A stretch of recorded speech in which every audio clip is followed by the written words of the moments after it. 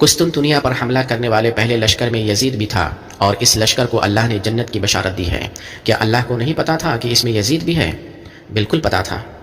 یزید صحابہ، تابعین، تبع تابعین کا امیر المومنین تھا۔ کیا یزید کو صحیح کہنا چاہیے؟ انڈیا میں تو اسے گستاخ رسول کہا جاتا ہے۔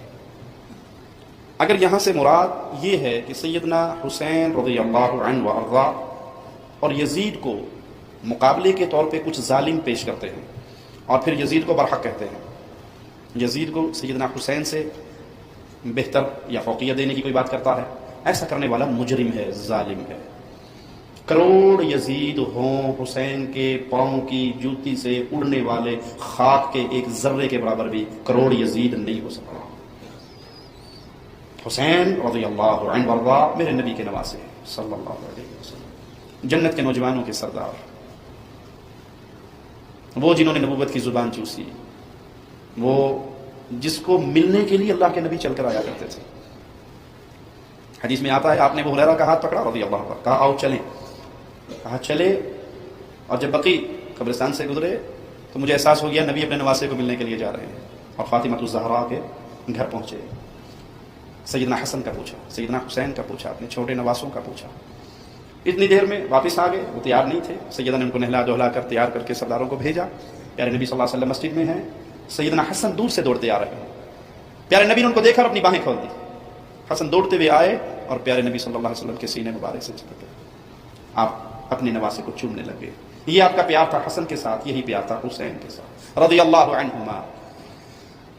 یزید کا مقابلہ سیدنا حسین سے کرنا ظلم ہے، جرم ہے۔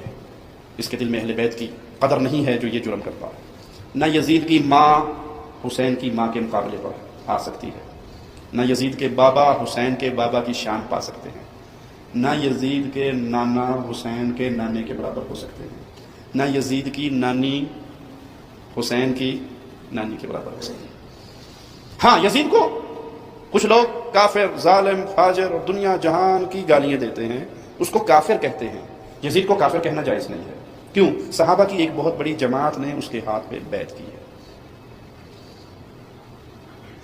اور جو یزید کو کافر کہتے ہیں، ہمیں یزید کو کافر کہنے پہ اس لیے ان سے شکوہ نہیں ہے کہ ان ظالموں نے تو ابو بکر، عمر، عثمان کو بھی کافر کہا۔ ساری رافضیت اکٹھی ہو جائے تو یزید کے برابر بھی نہیں ہو سکتی کہ یزید مسلمان تھا، کافر نہیں تھا۔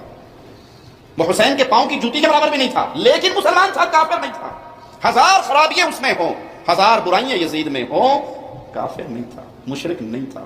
اور جو آج یزید کے اوپر کفر اور شرک کا فتویٰ لگا رہے ہیں، ہم کہتے ہیں آنکھیں کھولو اہل سنت، ہمیں یزید کے اوپر کفر کا فتویٰ لگانے پہ اس لیے تعجب نہیں ہوتا کہ ان ظالموں نے ابو بکر، عمر، عثمان کو نہیں چھوڑا، میرے پیارے حبیب کے کسی صحابی کو نہیں چھوڑا، بلکہ کہا ارتد الناس بعد النبی الا اربع، نبی کی وفات کے ساتھ ہی سارے صحابہ دوبارہ کافر ہو گئے تھے سوائے 4 کے۔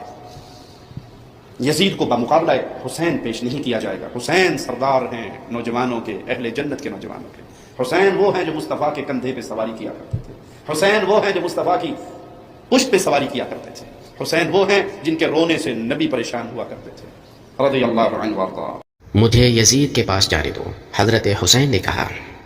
جب حضرت حسین نے کہا مجھے یزید کے پاس جانے دو تو یہ کوفی رافضی ڈر گئے، اور کوفیوں کو لگا کہ اگر حسین یزید کے پاس چلے گئے تو ہماری ساری حقیقت بیان کر دیں گے اور یزید کو بتا دیں گے کہ کوفہ والوں نے انہیں خط لکھ کر بلایا ہے بیعت کرنے کے لیے، پھر یزید ان سارے کوفیوں کا قتل کروا دیتا۔ اسی لیے کوفی رافضیوں نے یزید سے اپنی جان بچانے کے لیے حضرت حسین کو شہید کر دیا۔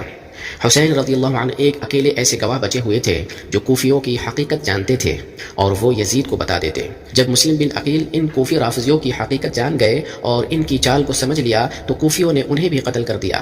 اس لیے اب حسین رضی اللہ عنہ ہی اکیلے تھے جو یزید کو سارا منظر بیان کر سکتے تھے، لیکن ان کوفی رافضیوں نے یزید سے اپنی جان بچانے کے لیے نواسۂ رسول کی جان لے لی۔